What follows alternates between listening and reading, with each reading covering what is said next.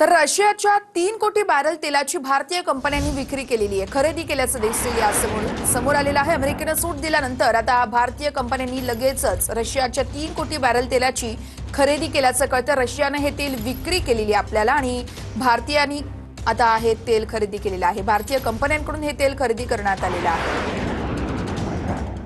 अमेरिकेनं सूट दिल्यानंतर भारतीय कंपन्यांनी लगेच रशियाच्या 3 कोटी बॅरल तेलाची खरेदी केली।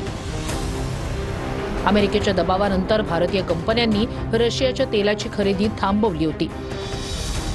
रशियाचे ऑइल टँकर समुद्रातच होते, त्या तेलासाठी कुणी खरेदीदार मिळत नव्हता। पण युद्धाची सुरुवात होताच खाडी देशातून येणारं तेल बंद झालं। अमेरिकेनं भारताला रशियाकडून तेल खरेदीची तात्पुरती मुभा दिली। भारत रशियाकडून तेल खरेदी करणार आहे, त्यासाठी अमेरिकेच्या परवानगीची गरज नाही असं सरकारी सूत्रांनी म्हटलंय।